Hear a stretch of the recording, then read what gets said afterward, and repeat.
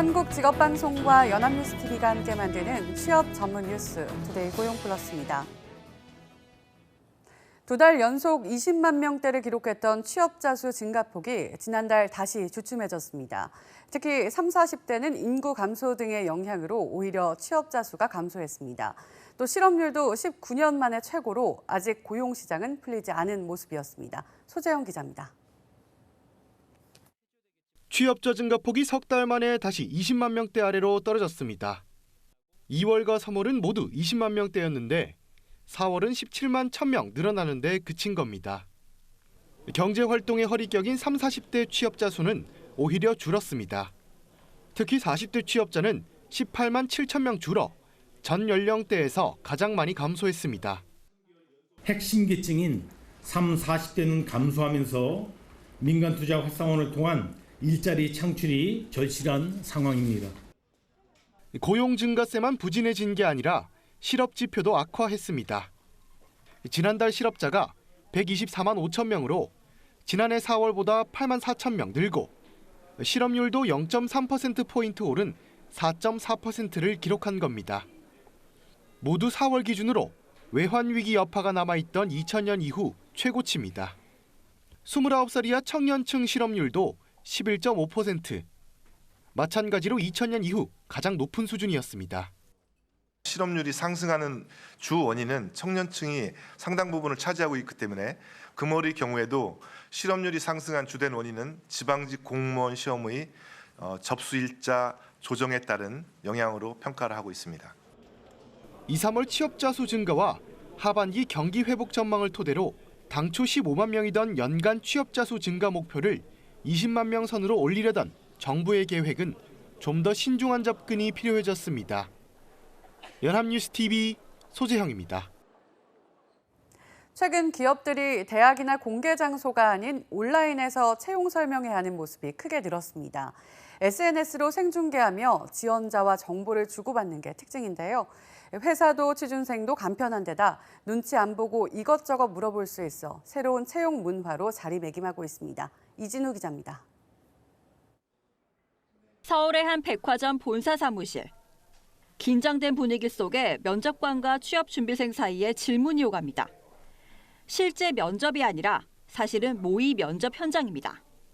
상반기 공채를 앞두고 지원자들에게 더 많은 정보를 제공하기 위해 면접 장면은 모두 인스타그램을 통해 생중계됐습니다. 면접 분위기를 사전에 공유하여 면접자들의 긴장을 완화하고 본인의 역량을 충분히 발휘할 수 있도록 도와줄 수 있게. 또 다른 외국계 대형 전자상거래 업체는 채용 과정에 유튜브를 활용합니다. 지원자들이 질문하면 채용 담당자들이 실시간으로 답해주고 인턴 업무뿐만 아니라 생소한 회사 소개도 함께합니다. 대규모 오프라인 행사였던 취업설명회가 이렇게 온라인을 통해 지원자와 직접 소통하는 방식으로 진화하고 있는 겁니다. 지원자 입장에서는 궁금한 정보를 주고받을 수 있고 기업들은 기업 홍보뿐만 아니라 지원자들의 희망이나 성향을 미리 파악할 수 있다는 점이 장점으로 꼽힙니다. 많이 보고 친숙하게 여기는 그런 커뮤니케이션 채널을 활용하는 것이 굉장히 접근성이 높아지는 거죠. 어떤 사람이 와야 된다 하는 것을 콘텐츠를 분명하게 해주는 것도. 온라인에 친숙한 90년대생들이 취업준비생의 주류로 떠오르면서 기업들도 새로운 트렌드에 발맞춰 채용 시스템 변화에 나서고 있습니다. 연합뉴스TV 이진우입니다. 더불어민주당이 일선 소방서를 찾아 소방공무원의 국가직 전환을 관철시키겠다고 약속했습니다. 하지만 소방관 국가직 전환 관련 법안은 여야 간 이견에다 국회 파행으로 처리해 난항이 불가피한 상태입니다. 곽준영 기자입니다. 민주당 이해찬 대표가 경기도 안양 소방서를 찾았습니다. 소방 장비를 직접 착용해보고 심폐소생술 체험에도 나섭니다. 간담회에선 열악한 근무 환경 개선에 대한 소방 공무원들의 건의가 쏟아졌습니다. 소방의 국가직화가 지금 계속 미뤄지고 있는데요.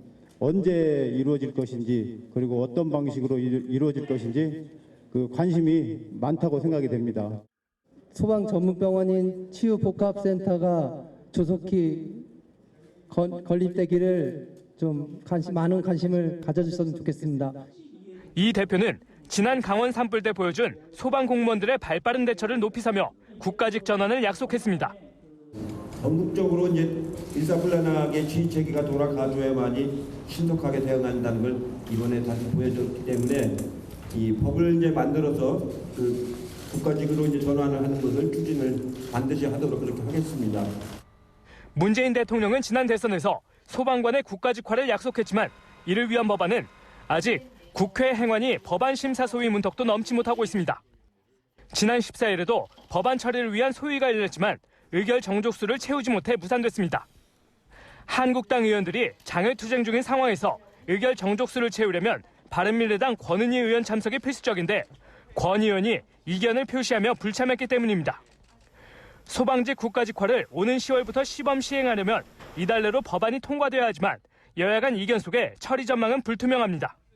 연합뉴스TV 곽준영입니다. 요금 인상과 준공영제 확대 카드로 버스 대란을 막은 정부는 후속 조치에 나설 계획입니다.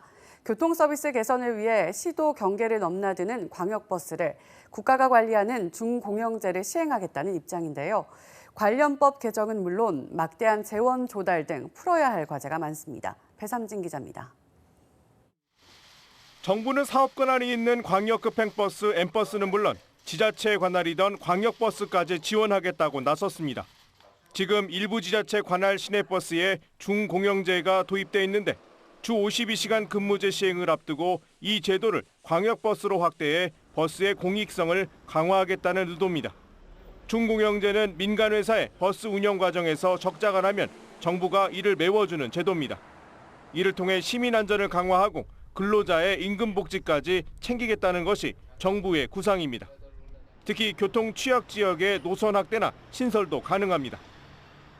버스 공영 차고지나 벽지 노선 등도 정부의 국고보조금 지원 대상으로 하고 이를 통해서 지방자치단체의 부담을 덜어주고 버스의 공공성을 높이기로 했습니다.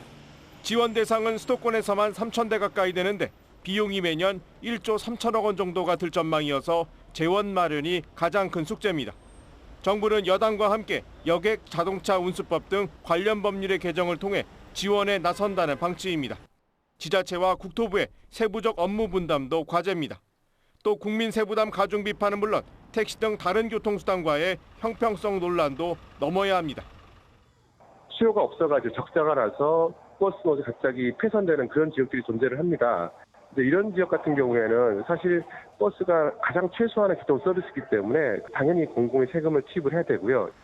국토부는 구체적인 중공영제 방안은 한국교통연구원 등의 연구를 거쳐 조속한 시일 내에 마련한다는 방침이지만 준비 과정을 거쳐 시행하기까지는 2, 3년이 소요될 전망입니다.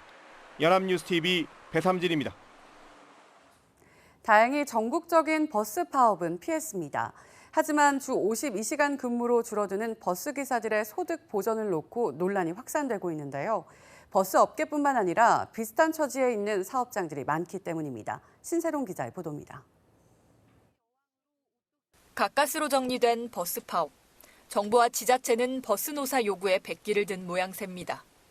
노동시간 단축으로 줄어든 소득을 보전하라는 노조와 불가능하다는 사측의 줄다리기에 정부가 해결사가 됐기 때문입니다.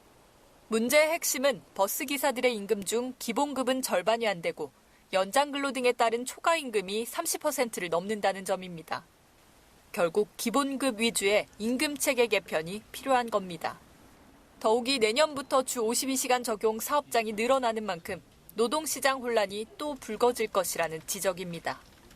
그 유예기간을 둔 이유가 임금체계 개편을 하라고 하는 취지가 있는 거거든. 기형적으로 운영되고 있는 임금체계들을 좀 재설계해서 기본급 비중을 좀 늘리고 그다음에 변동성 급여 비중을 좀 줄여서 변화된 체계에 좀 조응할 수 있는. 임금 감소에도 워라밸을 택할지 추가 근로수당을 받을지 노동자가 선택할 수 있도록 일정 기준의 예외를 둬야 한다는 의견도 나옵니다. 주 52시간이 그게 철칙이 되면 안 됩니다. 융통성을 가져야 되죠. 일과 여가는 개인의 선택이고요. 개인도 다 다른 입장이에요. 젊었을 때 조금 더 일을 하겠다는 걸 국가가 왜 막으려고 그러세요? 노동시장의 혼란은 이미 예고된 상황. 소규모 사업장에 대한 컨설팅과 기업의 임금 개편을 유인하는 등 선제적, 적극적인 대응이 필요한 시점입니다. 연합뉴스TV 신세롬입니다. LG 구광모 회장과 두산 박정원 회장이 법상 공식 그룹 총수가 됐고 조원태 한진칼 대표는 논란 속에 공정거래위원회 직권으로 총수로 지정됐습니다. 또 재계 지도에도 변화가 있었는데요. 공정위 발표 내용 윤선희 기자가 전해드립니다. 매년 5월 초 공정위의 재벌과 총수, 즉 공정거래법상 동일인 지정이 올해는 2주나 미뤄졌습니다. 조양호 한진그룹 회장 별세 뒤 한진이 누구를 총수로 할 것인지 제때 결정하지 못한 탓입니다. 장남 조원태 한진칼 대표의 총수 자격에 논란이 있었지만 공정위는 조 대표를 총수로 직권 지정했습니다. 또 LG 구광모, 두산 박정원 두 4세 회장도 총수로 공식 지정됐습니다. 중대 명백한 사유가 발생한 3개 기업 집단의 동일인을 변경하여 지정 반영하였습니다. 4세대인 동일인이 등장하는 등 지배구조상 변동이. 회장직에서 물러난 총수가 그대로 동일인에 지정된 그룹도 여럿입니다. 코롱 이웅열, 금호 박삼구, 대림 이준용, 동원 김재철 회장 등입니다. 현대차의 동일인도 2년 넘게 공식 석상에 나타나지 않은 정몽구 회장이었습니다. 그룹에서 더 큰 지배력을 가진 사람이 없다는 얘기입니다. 공정위는 이들을 포함해 자산 5조 원 이상 59개 그룹을 공시 대상 기업 집단으로, 이 중 자산 10조 원이 넘는 34곳은 동시에 상호 출자 제한 기업 집단으로 지정했습니다. 규제 대상 재벌이란 뜻입니다. 재계 지도도 달라졌습니다. 작년 7위 GS와 8위 하나가 자리를 바꿨고 카카오와 HDC는 각각 7계단, 13계단씩 뛰며 상호 출자 제한 대상이 됐습니다. 애경과 다우키움은 새로 재벌 반열에 진입했고 한솔과 한진중공업은 빠졌습니다. 공정위는 이들 재벌의 정보를 계속 분석해 시장에 의한 감시를 활성화할 계획입니다. 연합뉴스TV 윤선입니다. 1인용 샐러드 세트, 낱개로 파는 채소나 과일, 그간 모두 편의점에서나 볼 법한 상품들인데요. 그런데 4인 미만 가구가 전체 가구의 70% 이상으로 불어나자 백화점은 물론 대량 판매의 중심, 대형 마트에까지 등장하고 있습니다. 이동훈 기자입니다. 혼자 살며 직접 요리하기를 즐기는 류성재 씨는 장을 볼 때마다 생기는 남는 재료가 고민입니다. 동네 마트, 백화점 같은 데 이용을 많이 하는 편이죠. 가격이 너무 저렴해서 너무 많이 사게 되면 다 버리게 되니까. 지난달 우리나라 가구 가운데 류 씨 같은 1인 가구는 37% 정도로 가장 비중이 큽니다. 2인, 3인 가구 역시 꾸준히 늘어 4인 미만 가구의 비중은 무려 77%에 달합니다. 그러자 과거 편의점의 전유물로 여겨졌던 1인용 신선식품이나 소규모 상품을 백화점, 대형마트들도 덩달아 내놓기 시작했습니다. 한 대형마트는 보통 수박 무게의 5분의 1 수준의 애플 수박 등을 내놨습니다. 다른 백화점은 농축수산물 100여 개 품목의 중량을 최대 90% 줄여 최저 1,000원대에 판매하고 있습니다. 또 다른 백화점은 20마리 한두름이 기본인 굴비 판매 단위를 14마리로 줄였고 10마리 포장 제품도 내놓을 예정입니다. 자취생들은 물론 자녀 1명을 둔 부부들도 낭비를 줄이게 됐다며 환영합니다. 저희는 가족 수가 적어서 소규모로 사게 되면 딱 먹을 만큼 먹을 수 있고. 핵가족을 넘어 다수가 된 1, 2인 가구는 이제 백화점, 마트의 진열대까지 바꿔놓고 있습니다. 연합뉴스TV 이동훈입니다.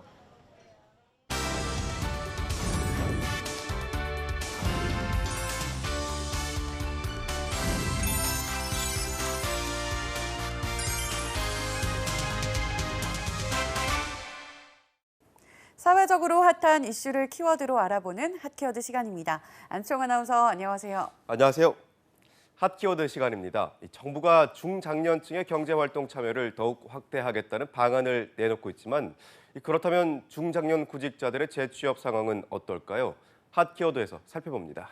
네, 지난달에도 고용노동부가 신중년 취업률 제고 정책을 추진하며 중년층의 취업을 지원하겠다고 했습니다. 지난해부터 중장년층 재취업 지원책이 꾸준히 나오고 있는데요. 효과가 나타나고 있나요? 네, 답변 전 한 설문조사를 살펴보겠습니다. 취업 포털 벼룩시장 구인구직이 얼마 전 40대 이상 중장년 구직자 506명을 대상으로 재취업에 대한 설문조사를 했는데요. 조사 결과 응답자 10명 중 4명이 퇴직 후 반년 이상 장기 실업 상태인 것으로 확인했습니다. 가장 많은 비율을 차지한 건 3개월 미만이라는 응답이었는데요. 31.6%가 응답해 1위를 차지했습니다. 또 24.3%는 3개월 이상 6개월 미만이라고 응답해 두 번째로 많았습니다. 3위는 18%가 6개월 이상에서 1년 미만이라고 응답했는데요. 4위는 14.3%의 비율을 보인 1년 이상, 2년 미만, 또 2년 이상이라는 응답도 11.9%가 선택해 5위에 올랐습니다. 네, 6개월 이상 장기 구직 활동을 하는 중장년층의 비율도 상당히 많다는 뜻이군요. 그렇다면 이렇게 장기 미취업자가 많을 정도로 중장년층이 구직 활동을 할 때 겪는 가장 큰 어려움은 무엇이었나요?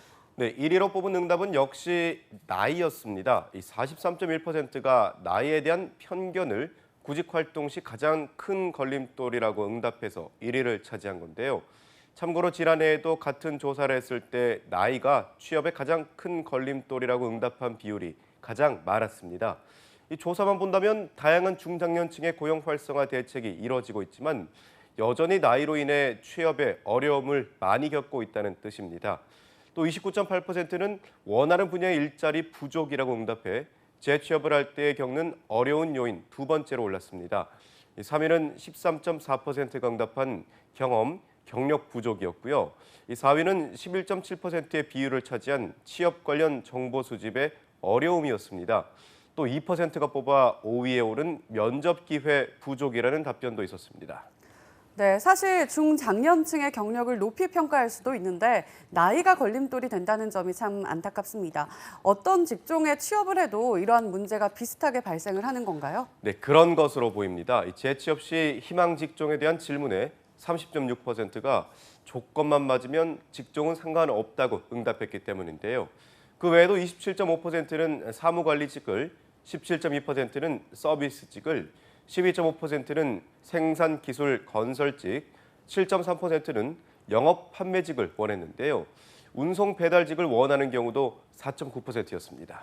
네, 업종을 개의치 않는 중장년층 구직자도 상당한데 이렇게 재취업을 하려는 이유는 역시 경제적인 이유 때문이었나요? 네, 그렇습니다. 응답자의 72.5%가 재취업을 하려는 이유에 대해 생계 유지 등 경제적 사정이라고 응답해 1위를 차지했는데요.